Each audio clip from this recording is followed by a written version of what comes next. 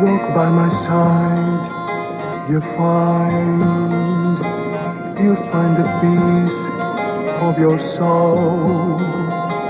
Don't look no more, you will not be saved, 'cause you don't know yet what love is. Walk by my side, you'll hear the voice of truth. Someone will come and guide your steps through both of goodness with me. If you believe me, you'll not to love me. You will be free as the wind. If you believe me, you know what is right and what is wrong. Walk by my side, you'll see the sun that shines up on the hills and in the sky. If you will walk by my side.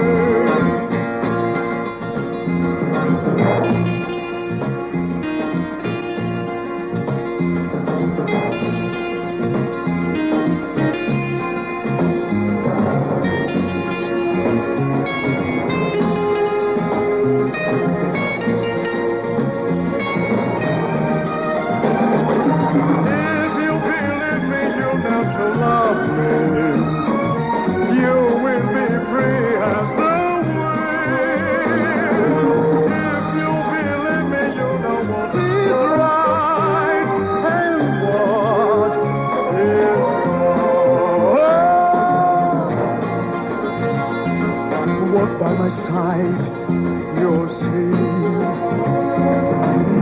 the sun that shines up on the hills and in the sky. If you will walk by my side.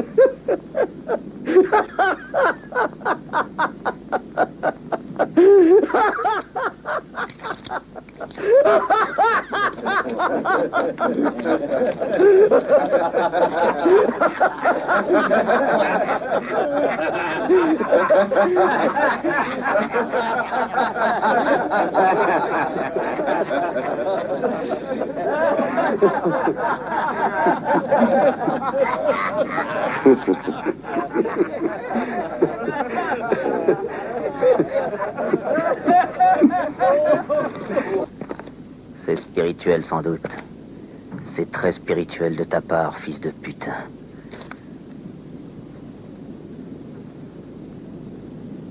Je crois que tu ferais bien de ne pas me dire ça 2 fois. Fils de putain. Tâche de ne pas me faire rire, morveux.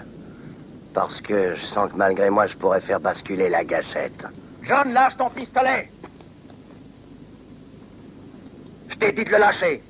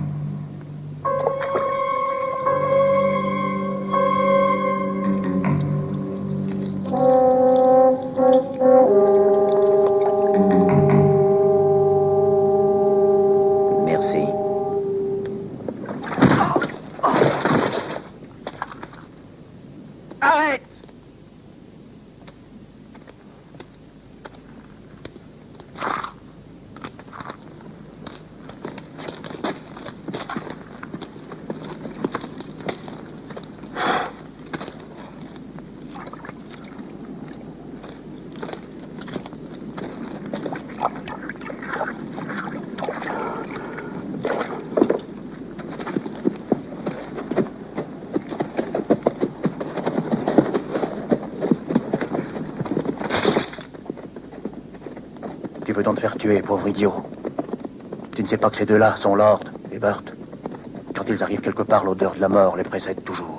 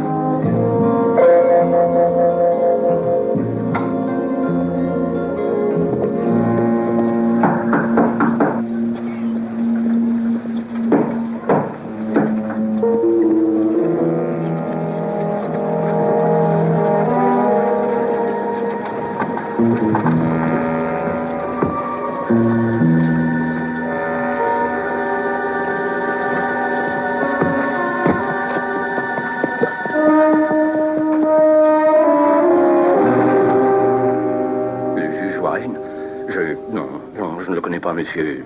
Tu es nerveux, mon ami. C'est parce que tu as peur que tu n'oses pas me répondre? Non, non, monsieur. C'est vrai, non, je ne sais rien. Ici, personne ne sait rien. Bien sûr. Toi non plus, tu ne sais rien. J'ai jamais vu un endroit pareil. Les habitants ne disent rien, ils ne savent pas parler.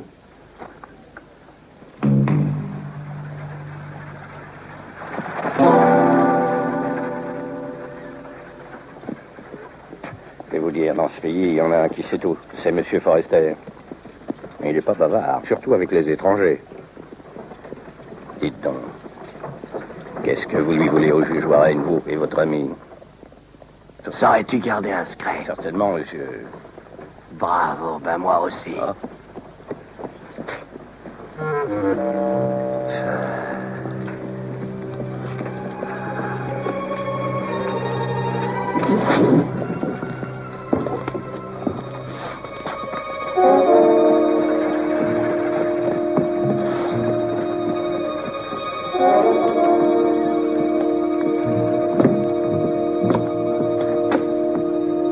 Je n'apprécie pas du tout les bavards. Ils sont dangereux comme la peste. Mais je n'ai parlé de rien, monsieur Kelson, je vous le jure. On ne dirait pas. Aujourd'hui, tu n'as pas été trop bête. Et tu as bien fait de fermer ta grande gueule. Tu as très bien fait, Smith. Je ne t'ai pas fait trop mal?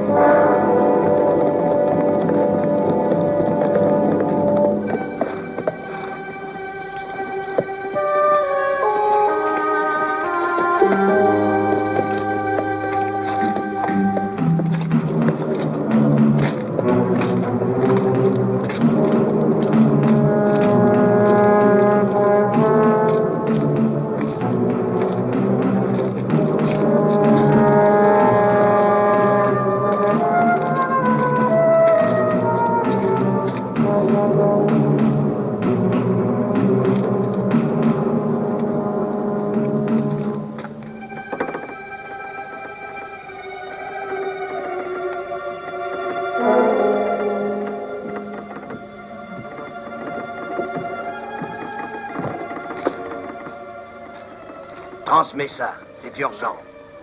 John et sa bande de charognes ont été liquidés cette nuit à Jacksonville. Stop.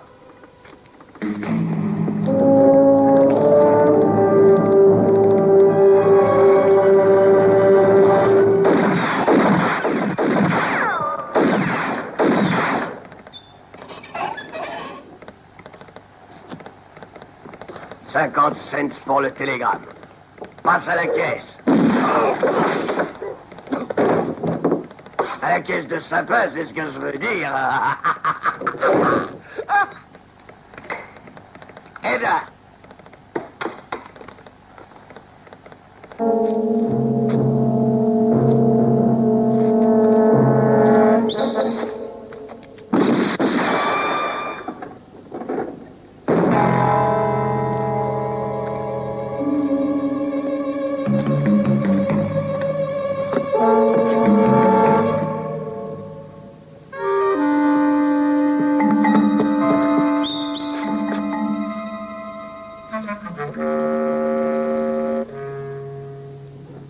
Alors l'ami, tu te décides?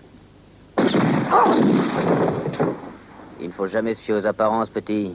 L'habit ne fait pas le moine.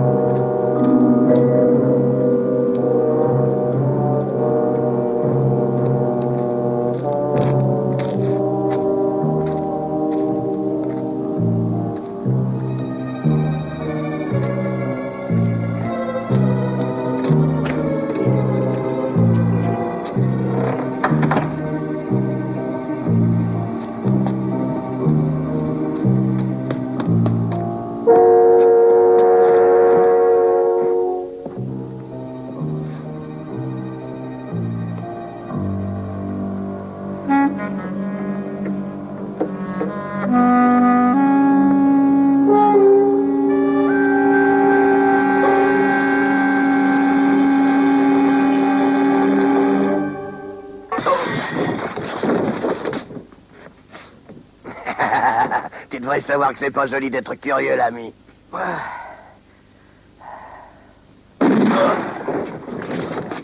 Et voilà ce qui arrive aux curieux de ton espèce.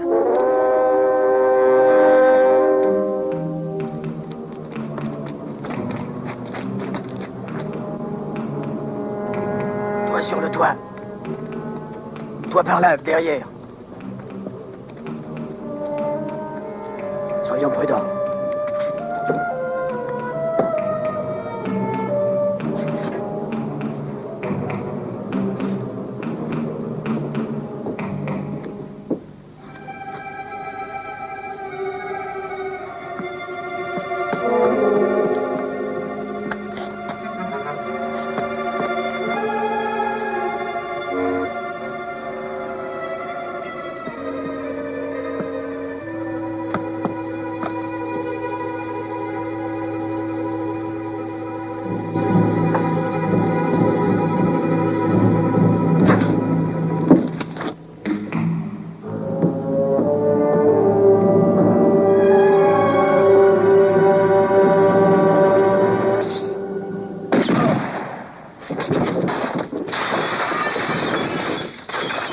C'est dangereux d'imiter les chats et de se promener sur les toits la nuit.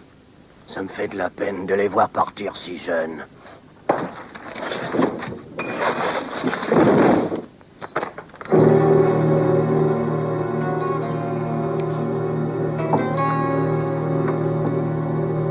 Maintenant.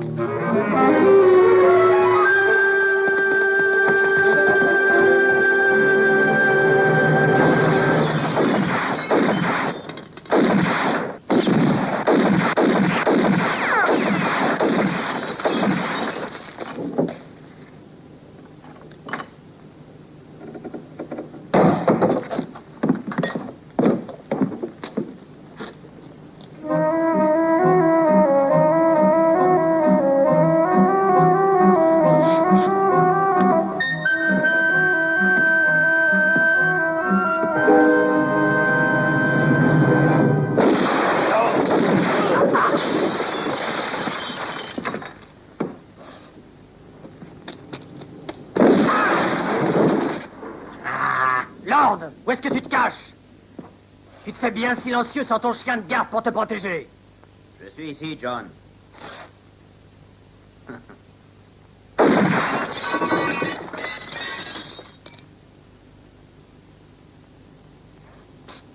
John.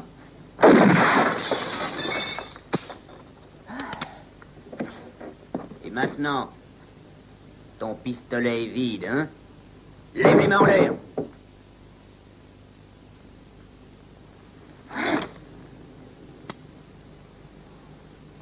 Tu ne m'auras pas, salaud!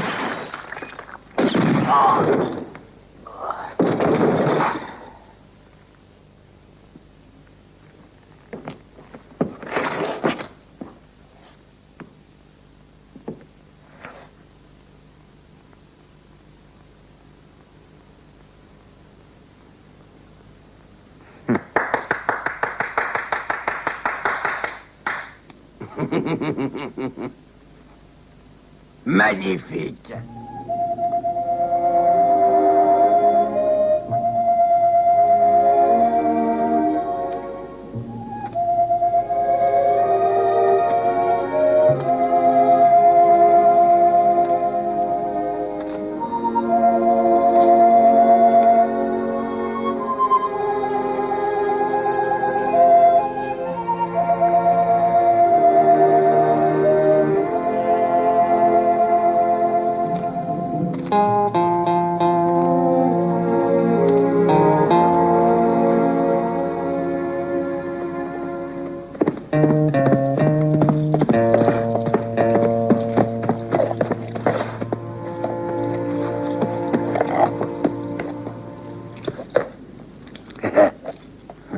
Raconte-moi donc ta visite au ranch des Forrester. Le vieux ne veut pas de visite. Ces hommes tirent d'abord et demandent ensuite ce qu'on veut. Et voilà.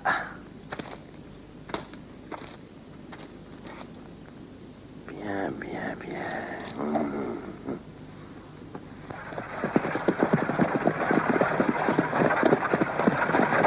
Les habitants ne sont que des lâches, patron. Ils se sont bouclés dans leur maison et ils disent qu'ils n'en sortiront pas tant que Lord et Burt seront par là.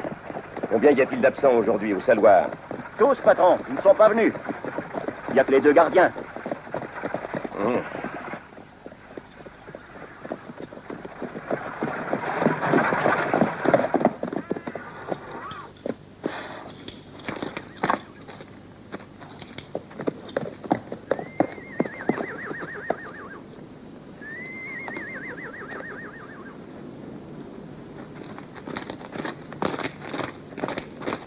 Antonio. Miguel.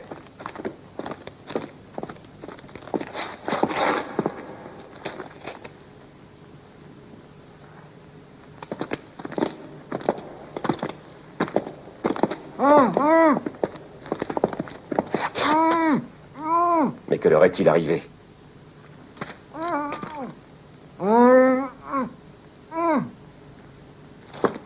Monsieur Forrester, si je ne me trompe. Je te conseille de lâcher ce pistolet. Burt! Toujours présent, Lord. Dago.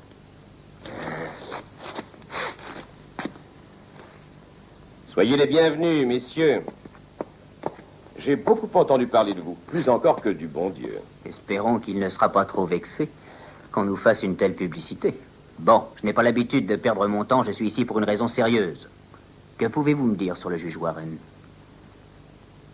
Avec votre façon de poser des questions, je n'envisage aucune conversation. C'est que je suis impatient. Impatient de savoir.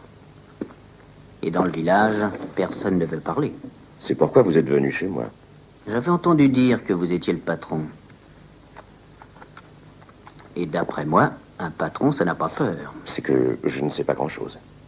Mais ça peut me suffire. Vous avez certainement un bon motif pour insister à ce point. C'est vrai. Le juge Warren est tout prêt à payer pour notre dérangement une très belle somme. Nous ne sommes pas des amateurs. Nous sommes des professionnels. Vous comprenez? J'ai promis 1000 $ à qui donnera des nouvelles du juge Warren. Ce n'est pas beaucoup. Cessez d'être insolent. Warren est mon ami. Et combien offrez-vous en général pour un ennemi? On dirait qu'en parlant du juge Warren, on risque de mourir. Et je ne connais personne qui voudrait mourir pour 1000 $. 1000 $, c'est un bon prix, même pour des professionnels. La proposition m'intéresse. Mais le prix, non. On se reverra, Forrester.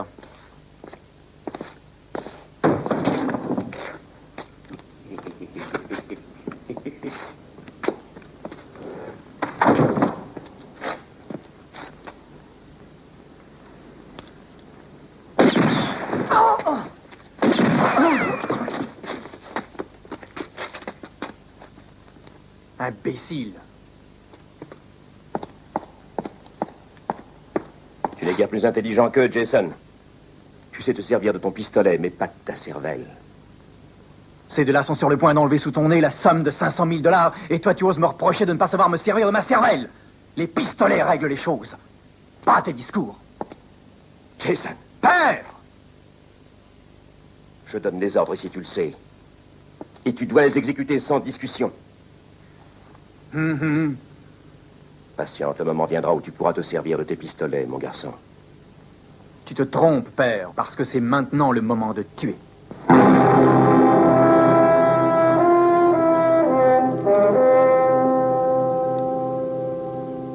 Lord, on est arrivé trop tard.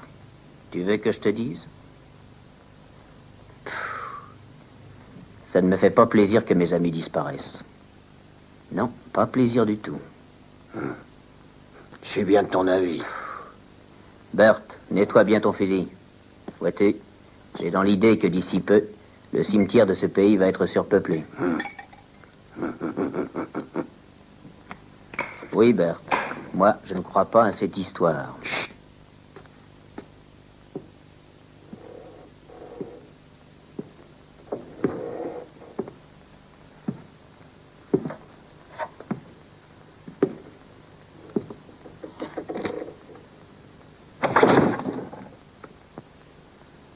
J'apporte votre déjeuner. Ça va, entre. Messieurs, excusez-moi, mais je n'ai pas trouvé ce que vous aviez commandé. Ici, on ne mange que du lard avec des haricots. Et pour les palais plus raffinés, c'est des haricots au lard.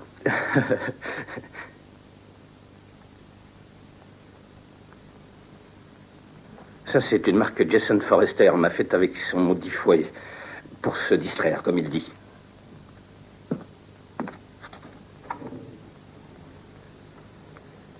Mangez aussi vite que possible votre déjeuner, car le juge Warren...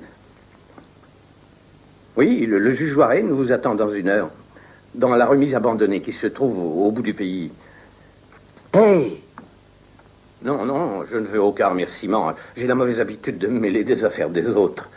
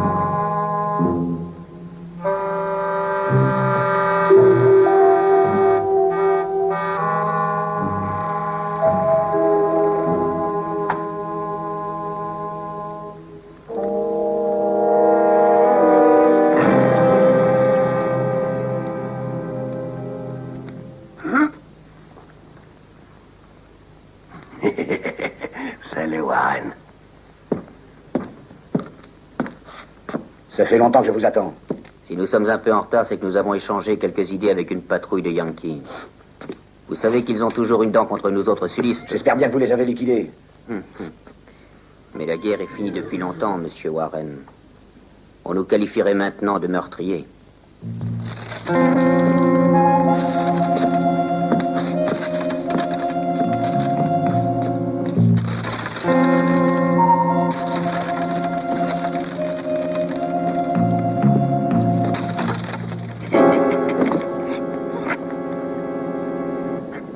Te rends-tu compte, Lord, que c'est une somme de 500 000 $ que nous cherchons? Cette somme fabuleuse représente l'entière réserve d'or de la Confédération sudiste. Il faut à tout prix que nous retrouvions cet or. Grâce à lui, le Sud pourra enfin revivre. C'est intéressant, car Burt et moi sommes du Sud. J'espère qu'on nous en versera une bonne partie. 20 000 $. Mais vous risquez votre vie. Pour cet or, on a cherché à me tuer. J'ai dû abandonner ma famille, ma maison. Me cacher comme un voleur dans ce pays. Oui, ça, je l'avais compris. Les juges n'ont aucune raison de se dissimuler dans les granges ou les greniers comme les rats. Mais venons-en au fait. Vous ne m'avez pas fait venir jusqu'à ce trou pour me raconter des histoires à dormir debout. Non, Lord, je t'affirme que l'or de la Confédération existe. Il est caché ici à Lewistown. Le colonel Forrester me l'avait confié avant de mourir. Les Yankees ont cherché cet or partout. Ils ont même été jusqu'à dévaster sa villa et puis ils l'ont tué. Mais avant de mourir, il a eu le temps de me parler, de prononcer 2 noms. Régine et Camelot. Le nom de sa fille est celui d'un poème. Une fille et un bouquin. Où sont-ils? Le livre, j'ai employé tous les moyens. J'ai fouillé toute la villa. J'ai cherché même dans le jardin. Tout ça sans résultat. Et je suis absolument certain que c'est dans la bibliothèque du fils Forrester que vous trouverez ce livre. Il n'y a aucun problème. Nous irons volontiers inspecter les lieux quand vous voudrez, sans demander la permission au Forrester. Pas vrai, Bert? C'est sûr. C'est sûr qu'il faut y aller. Il n'y a pas à hésiter. Et la jeune fille? Je lui ai conseillé de revenir dans sa maison. Tenez, lisez, voici sa réponse. Elle n'habite pas par ici? Non, Régine a eu un accident voici plusieurs années et aucun des médecins de la région ne put guérir la pauvre petite. Malgré tous les traitements, elle resta paralysée. Le malheureux père se résigna à se séparer d'elle malgré sa peine. Et il l'envoya à Boston dans une clinique moderne. Mais elle parle d'un retour probable. Où est-elle? Justement, voici pourquoi je vous ai fait venir. Quelqu'un a réussi à connaître son projet de retour avant que je l'apprenne. Et il l'a fait disparaître. Forrester. Lui et le colonel étaient demi-frères. Ils étaient du même père. De la diligence qui ramenait Régine, on n'a trouvé que des débris. Je lui avais envoyé le fidèle Trent, l'ordonnance du colonel, pour l'accompagner pendant ce voyage. Trent était bien le seul à qui je pouvais entièrement me fier. Mais ces brutes l'ont roué de coups. Et qui étaient ces brutes, Warren? Vous les connaissez? La racaille d'ici, Lord. Des gens payés par Forrester. Trent les recherche. Ils croient qu'ils ont séquestré Régine près d'ici.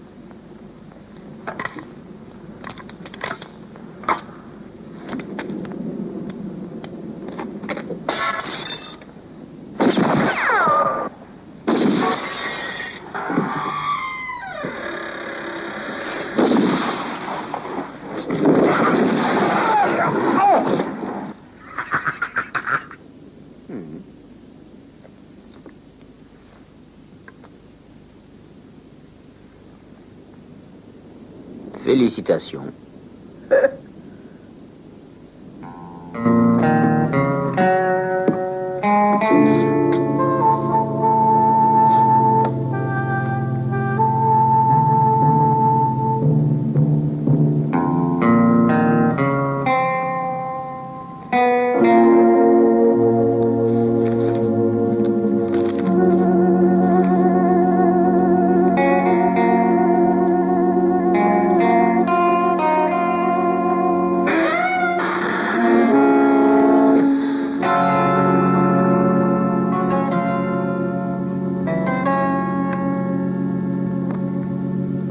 que tu ne serais pas le fidèle Trent?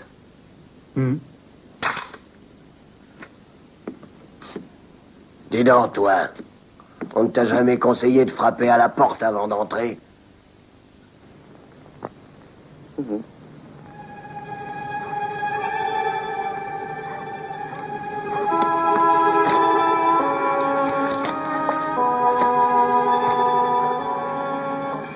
Du fait?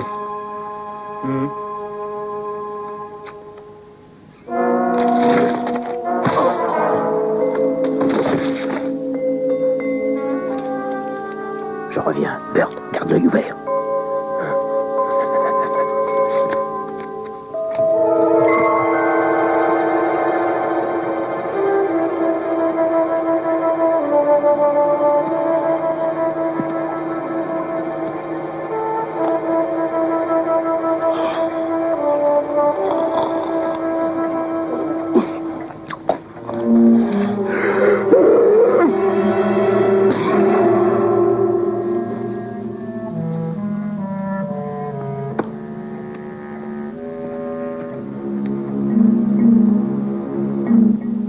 Miguel! Hé, Miguel! Tu t'es endormi, hein, et la garde, salaud!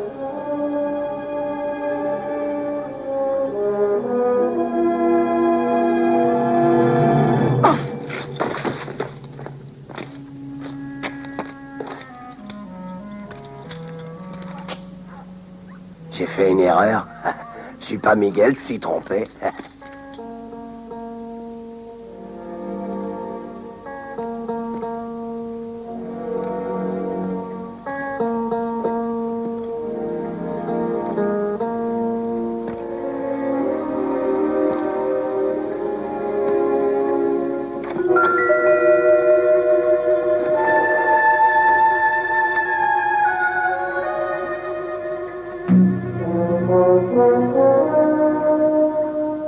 Toi qui as de l'instruction, est-ce que c'est le bon bouquin? Rassure-toi, vieux, c'est le bon. Viens.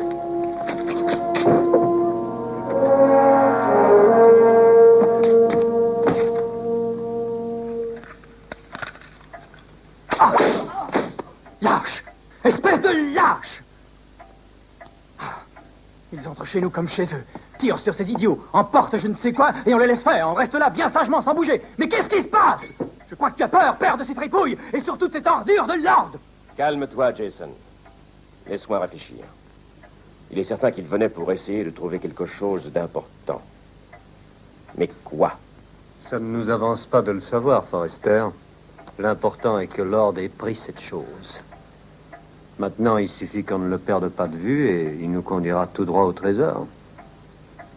Ça me semble très logique. Tu entends, Jason?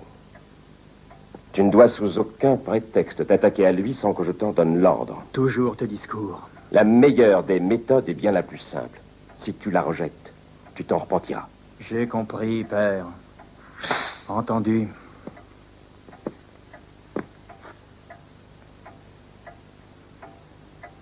Lord. Alors, est-ce que je continue à chercher? Oui, Trent.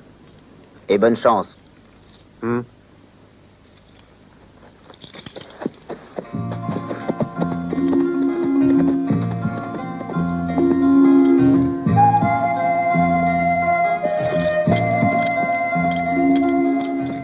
Et s'il ne trouve pas cette fille tout de suite, dis donc, elle est peut-être en danger. Oh, ne t'en fais donc pas. Dans ma carrière, j'ai jamais entendu dire qu'on tuait la poule aux œufs d'or. Je me demande pourquoi t'as pas dit à Steve qu'on avait le bouquin. Hé, Lord. Parce que je ne me fie à personne. Non, à personne. Sauf à toi, bien entendu. Puisque te voilà devenu mon fidèle chien de garde. C'est vrai. Et maintenant, qu'est-ce qui va se passer? Je ne t'affirme rien, mais j'entrevois pas mal de distractions. Dangereuses comme d'habitude. On n'aura pas le temps de s'ennuyer.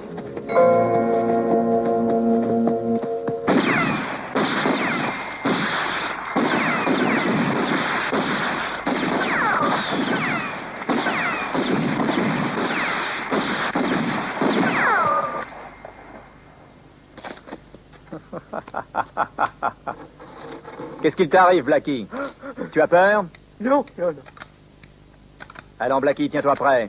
Je vais faire du sport. Non, je vous en prie, patron. Il ne faut pas recommencer ça. Non. Remue-toi. Patron, j'ai peur. Laissez-moi partir.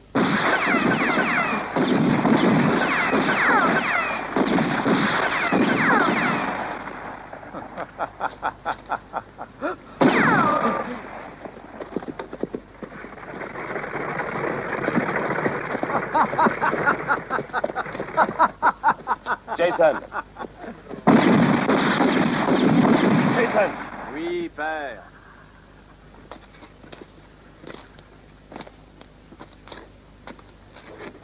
Les choses tournent mal. Viens, nous devons prendre une décision. Les discours habituels.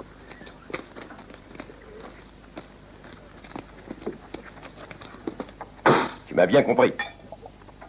Désormais, nous devons agir avec prudence. Et tant que Lord et Burt n'auront pas quitté le village, personne ne doit s'approcher de la villa du puits. Pour aucun motif, Jason. Être ou ne pas être. Bah, père, jamais ils ne pourront la trouver. On peut entrer?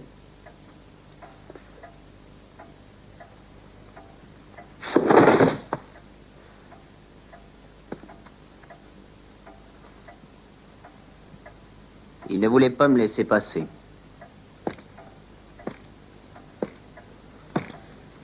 Je vous dérange, Forrester? Quel curieux visiteur. Le fameux Lord. C'est courageux d'être venu tout seul. Tu as vendu ton chien de garde? Tais-toi, petit, et prends garde aux vieux chiens qui mordent. Je me rends compte que j'ai commis une grande erreur en vous faisant une proposition honnête, monsieur Lord. Je vois que vous n'hésitez pas à pénétrer et à vous installer chez les gens. Un cigare. Pourquoi pas? Ne vous dérangez pas. Non, non, il n'aime pas fumer. Il n'a qu'une seule petite manie. Il tue les salauds. Eh oui. J'avais déjà entendu parler de vous comme d'un homme très fort. Je comprends pourquoi. Vous êtes intelligent. C'est vrai.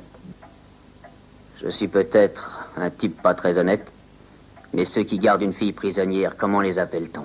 Hein? Qu'est-ce que c'est? Une devinette?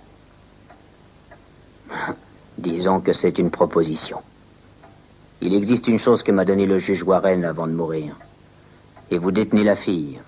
Disons que je pourrais peut-être vous faire savoir où elle se trouve. Continuez. Où voulez-vous en venir? C'est simple.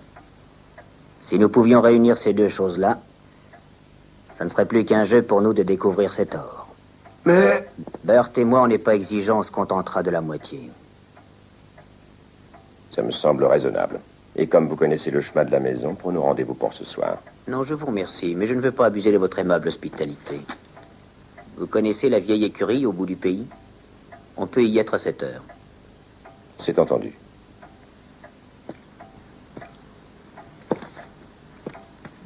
Je comprends pas ce que t'as en tête. Fais-moi confiance.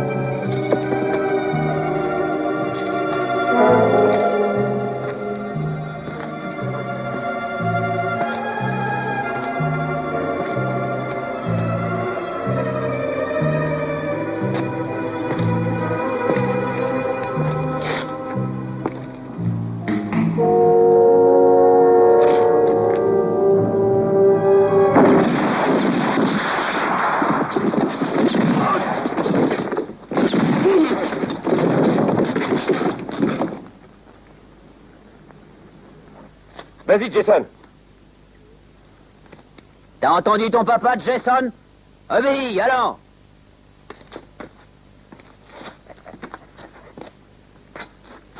Tu ne t'attendais pas à ça, hein? J'ai compris que tu voulais la bagarre, Forrester. Tu es satisfait? Je vais te rassurer. Mon genre n'est pas de m'amuser à tuer les ordures comme toi. Bert! Avance, petit.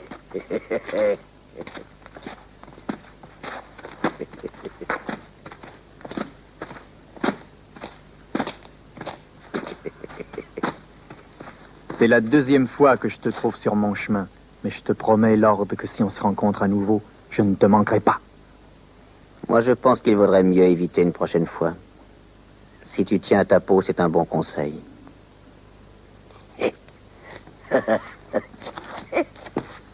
C'est un véritable échec, Monsieur Forrester.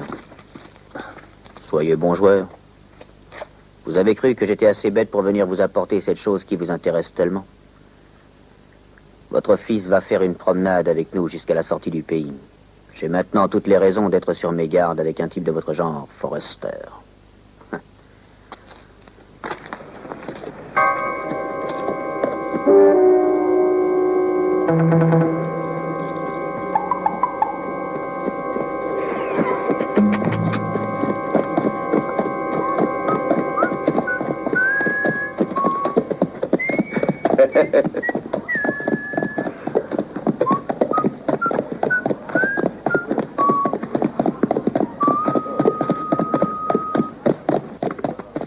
Regarde, sur le mulet, c'est le fils Forrester.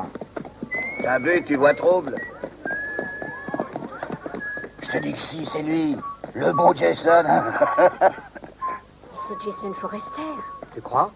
Ils sont gonflés, ces deux-là. Je voudrais pas être à leur place. Ils risquent leur peau. Il a pas l'air heureux, le fils à son papa.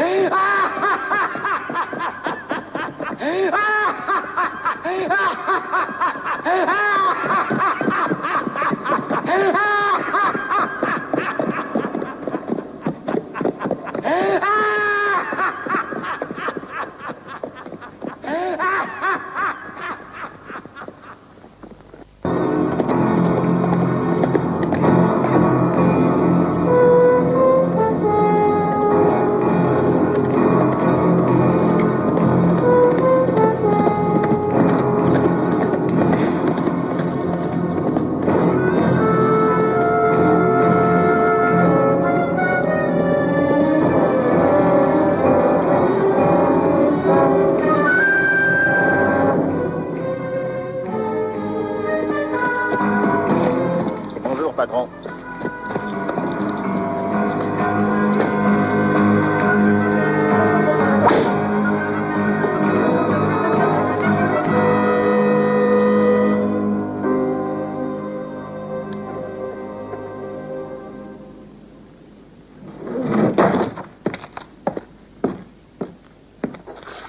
Eh bien, cousine, tu as enfin retrouvé la mémoire? Dis-moi où se trouve l'or. Je ne sais rien, je te le jure, Jason, c'est vrai. C'est la vérité, je t'assure. Non, ne me frappe pas. Je t'en prie, réfléchis. Je suis enfermée dans cette maison depuis mon retour de Boston. Et pourquoi me torturer? Je ne peux rien te dire, Jason, puisque je ne sais rien. Petite garce, tu mens. Car tu le sais, ma chère cousine, et je saurais te faire dire où est cet or. Mais chaque chose en son temps.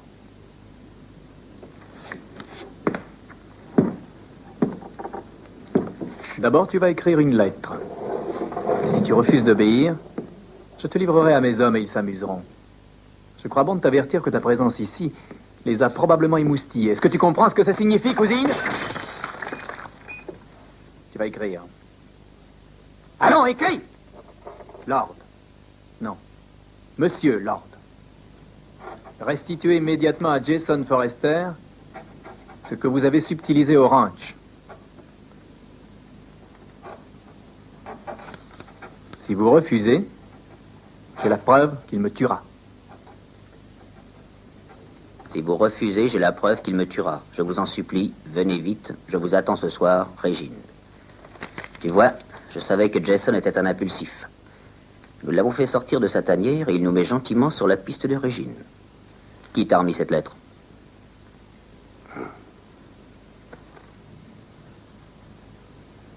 Ah, il a eu l'audace d'entrer, alors. La lettre, tu crois que c'est sérieux? Je crois bien que oui, Bert. Jason est un individu très capable de tuer cette fille, ne serait-ce que pour arriver à ses fins. Mais il n'en aura pas le temps, crois-moi. T'as encore une idée? Je n'ai pas changé d'idée. Oh non. Ça a mal marché l'autre nuit, les gars. Le patron est furieux. Il a dit qu'il n'avait pas l'intention de continuer à nous payer tant que ces deux types se fichent de lui. Il en a aussi après son fils qui n'en fait qu'à sa tête. Bref, on ne doit obéir qu'aux ordres du père. Faut qu'on aille le voir. Il veut nous parler. Et...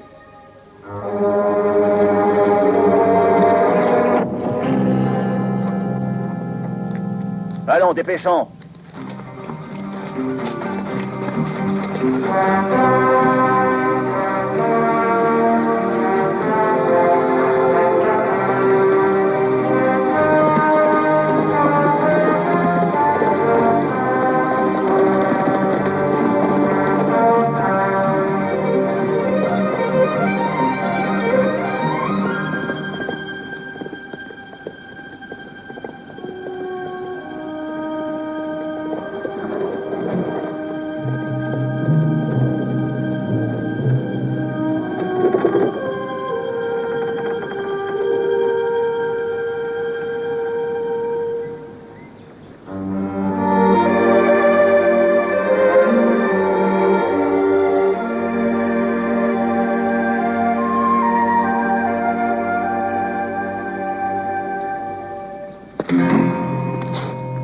Alors, fillette, tu voudrais faire un tour dehors, hein?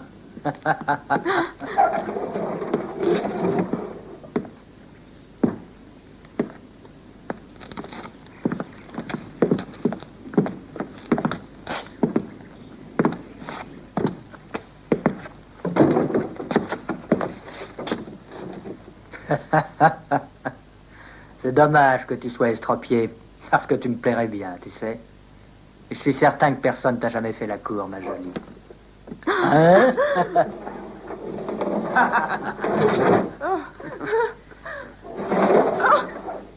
Je parie que t'as jamais fait l'amour. Et moi, est-ce que je te plais?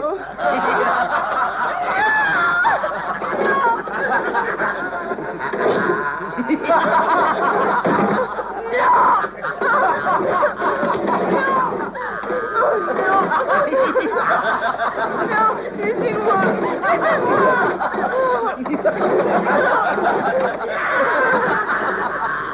Posez bien que je te prenne dans mes bras. Allons, sois pas farouche.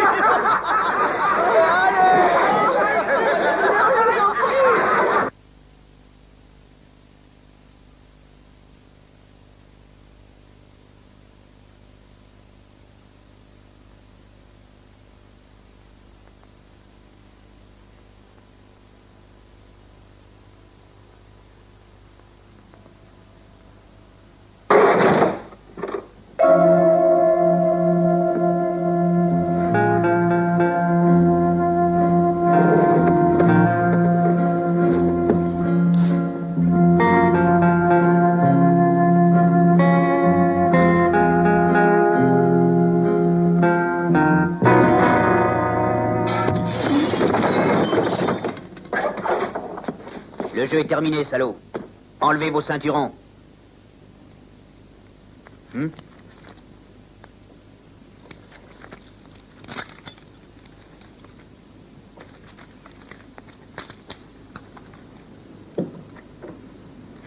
Mademoiselle Régine.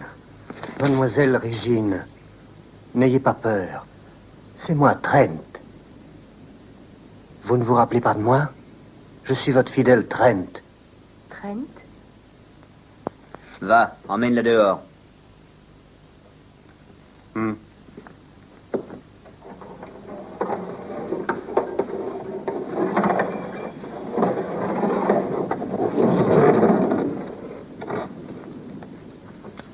Mettez vos ceinturons dans le baril.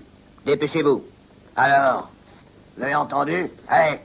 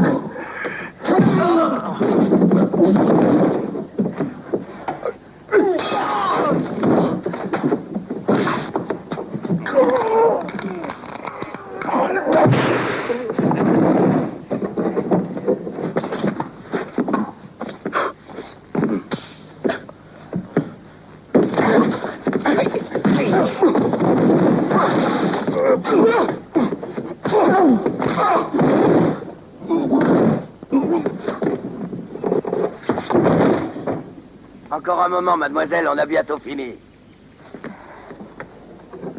Dépêche-toi, Trent. Conduis-moi à la maison.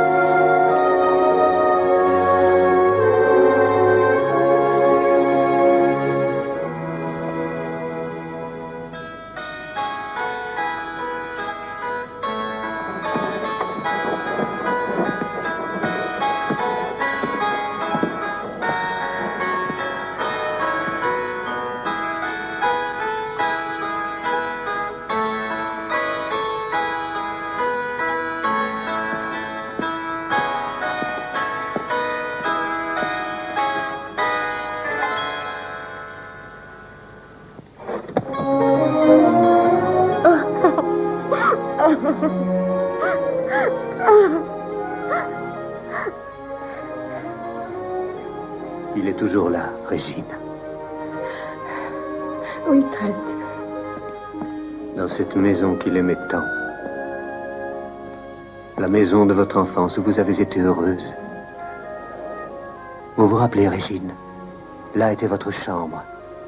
Et c'était là que pendant les longues soirées d'hiver, tous les deux bien au chaud, devant la grande cheminée, votre père lisait les poèmes que vous préfériez. Vous aimiez écouter sa voix.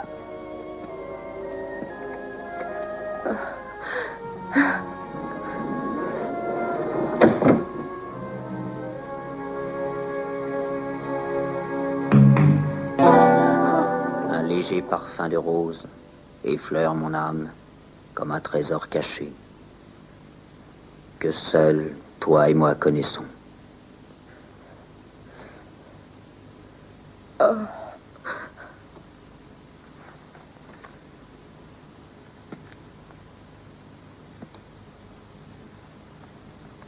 Que seuls toi et moi connaissons. que rien ne séparera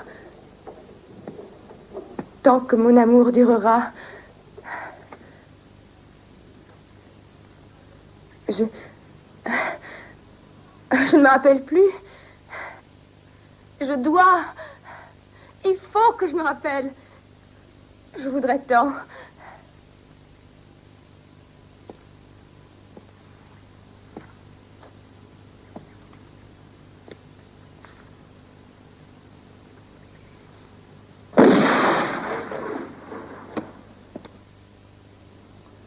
Je crois qu'il y a de la visite pour nous.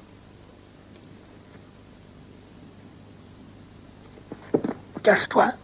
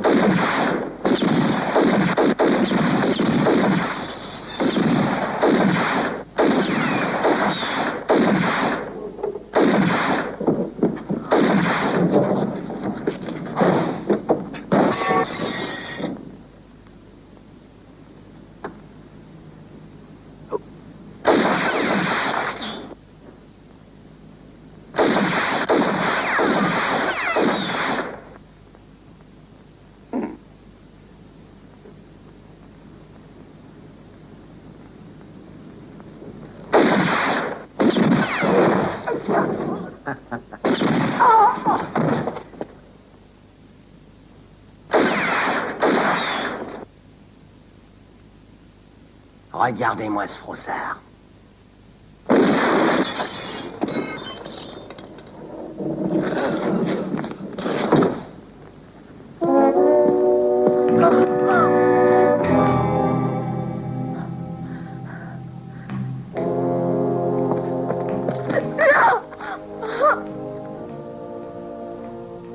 Occupe-toi d'elle.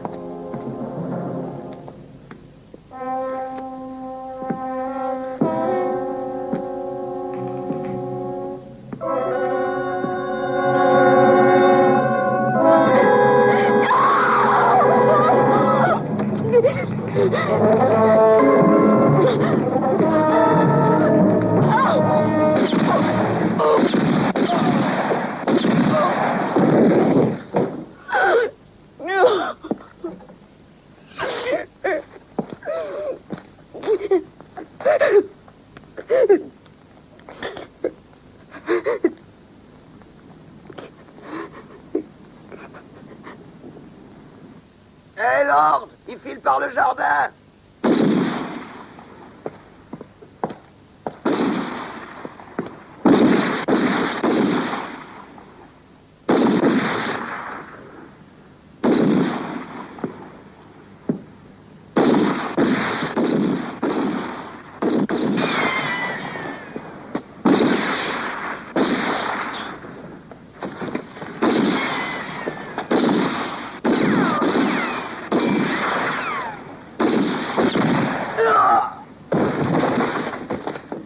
Savent qu'une chose, s'entretuer, Régine. Croyez-moi, ils se ressemblent tous et ils ne valent pas cher. Ce sont d'ignobles assassins qui n'hésiteraient pas à tuer père et mère pour se procurer de l'or. Un léger parfum de rose. Comme un trésor caché.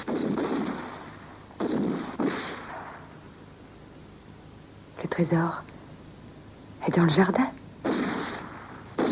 C'est ça. Là où se trouvaient les roses. C'est ça le secret. C'est vrai, oui.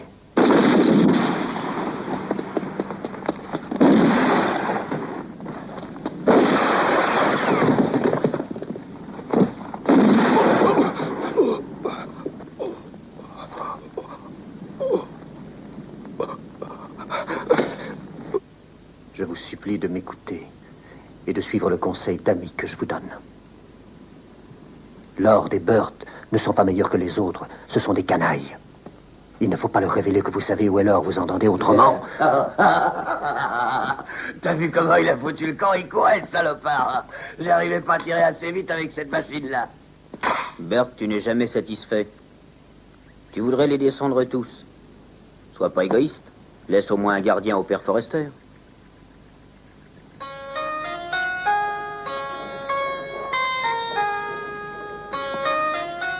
Je vous remercie. Eh bien, Régine, où est le livre?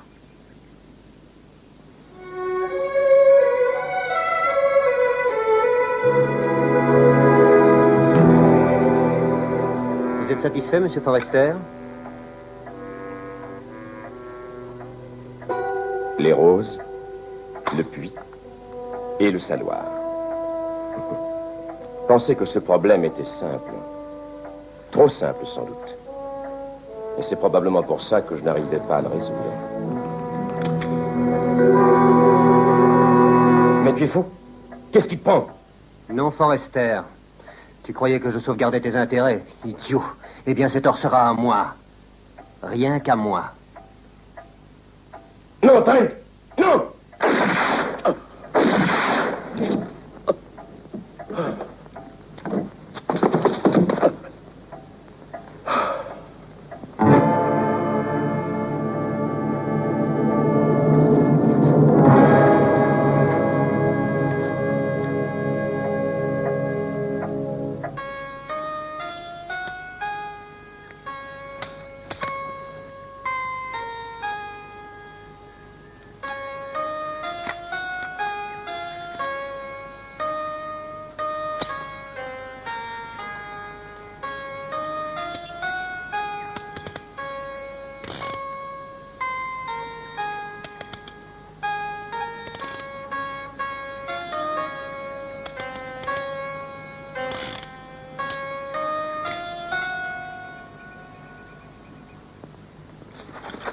Les roses, Lord.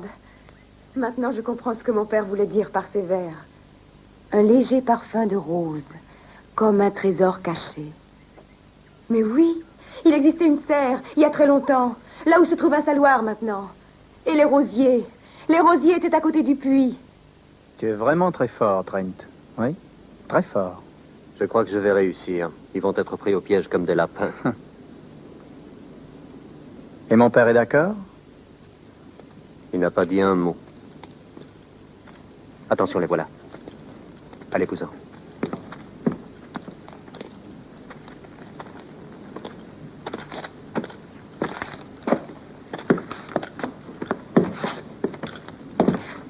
Quelle nouvelle?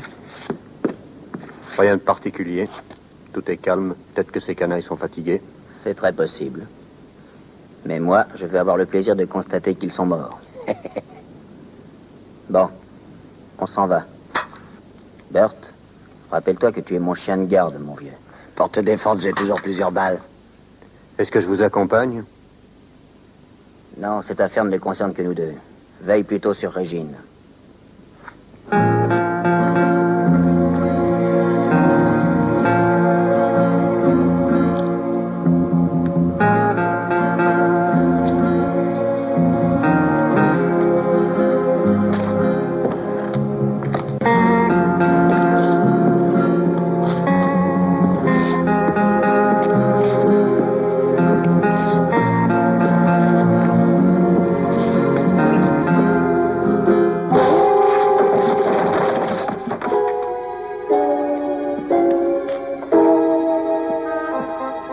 Qu'un vrai chien de garde n'a aucun flair.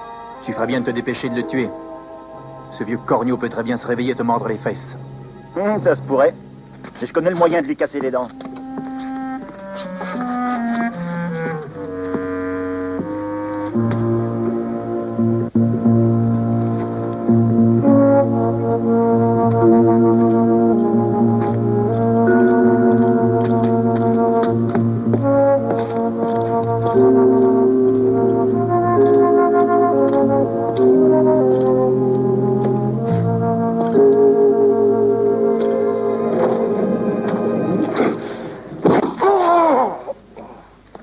Qu'est-ce qu'il y a, petite tête? T'as perdu toute ta vigueur? Tu ne t'amuses plus?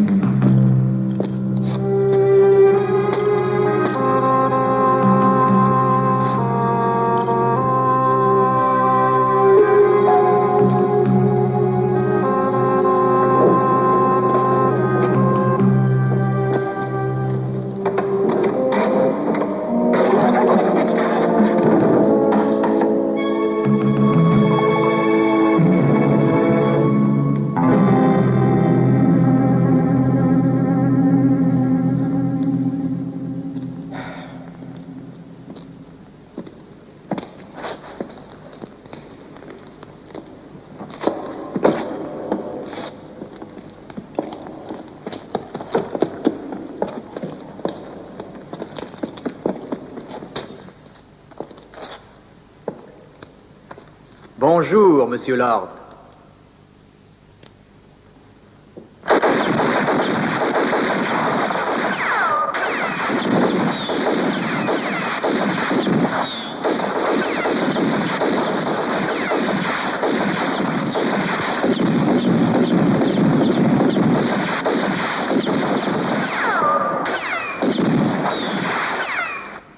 Dites-moi un peu ce que vous voyez dans ce puits, Lord. Des cailloux. Seulement des cailloux. Si tu ne me crois pas, fais un effort. Viens, tu verras.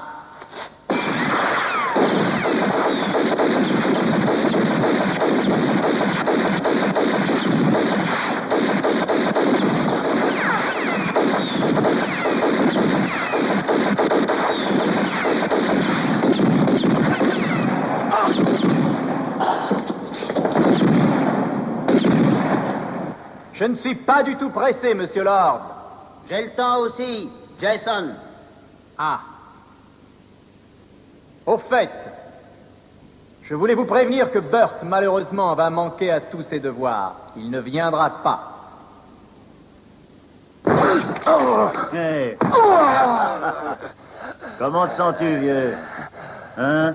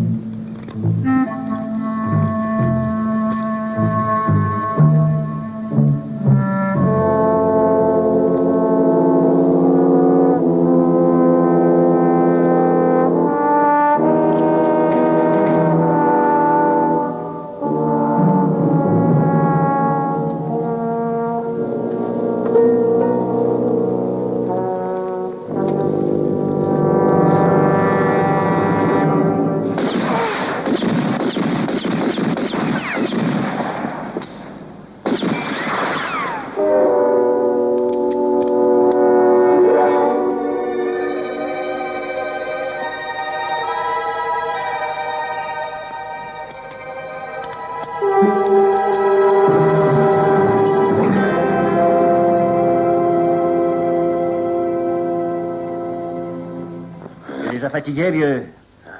Moi, c'est tout le contraire. Je suis frais comme l'œil.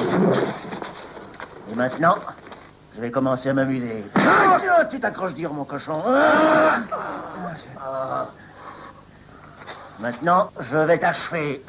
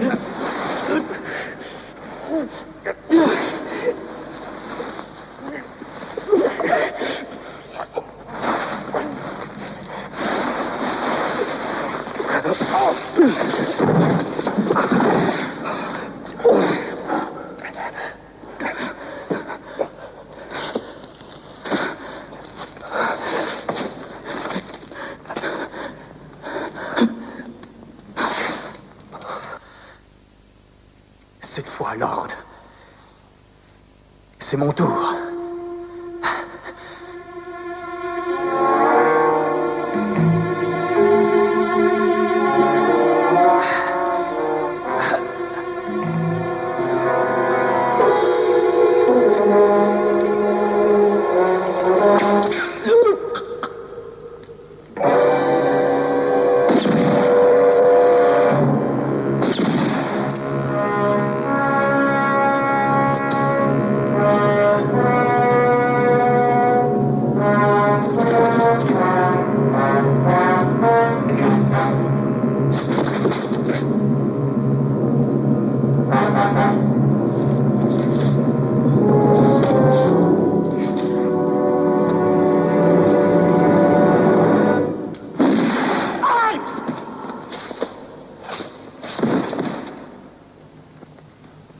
Excuse-moi, j'ai été retardé.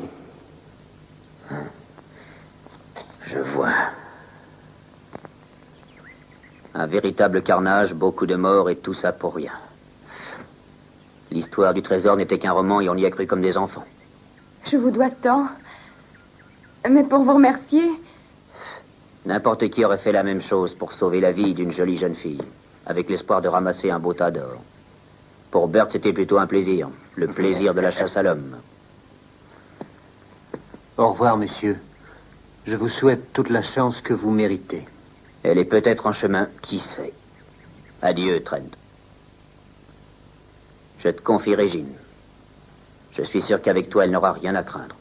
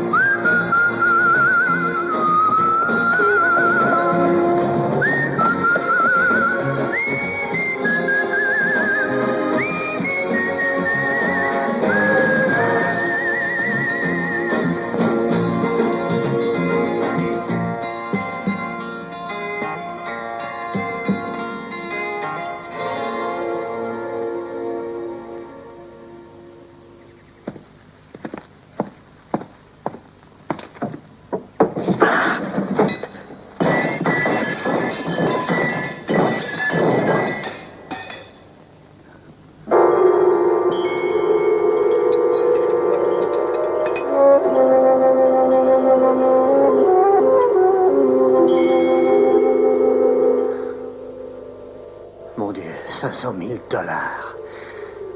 Nous avons réussi, Régine. Nous avons gagné la partie. Mais j'ai risqué gros pour trouver ce trésor. J'ai joué un jeu dangereux seul contre ces canailles, tu le sais. Et ces lingots, ces 500 000 $ qui sont là, m'appartiennent. Et puis toi, que saurais-tu faire de cet or? Toi, ma pauvre petite Régine, condamnée à passer ta vie dans un fauteuil d'infirme. Il vaut mieux mourir. Ah.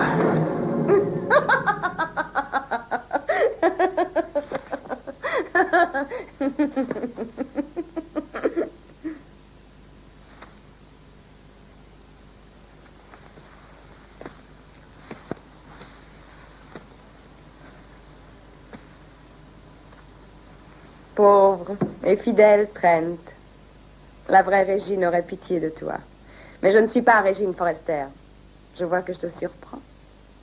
J'ai soigné Régine pendant des années. Et elle se confiait à moi. Elle me racontait tout. Jusqu'au jour où elle est morte, comme tu vas mourir. Trent, je vais te tuer. Toi, le fidèle Trent.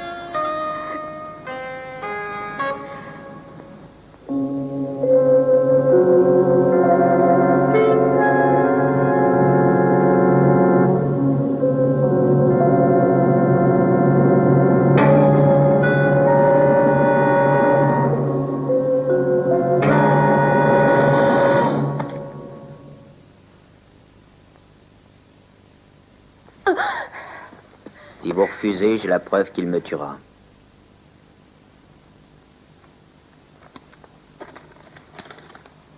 Cette lettre, c'est toi qui l'as écrite, n'est-ce pas? Mais ton écriture ne ressemble pas à celle de Régine. La tienne est l'écriture d'une femme qui sait toujours ce qu'elle veut. Mais au fait, comment est-ce que tu t'appelles? Ce n'est qu'un petit détail. Je me demande ce qu'une femme qui n'a même pas de nom pourra bien faire de tous ces lingots d'or. Une femme qui n'existe pas et que personne ne connaît.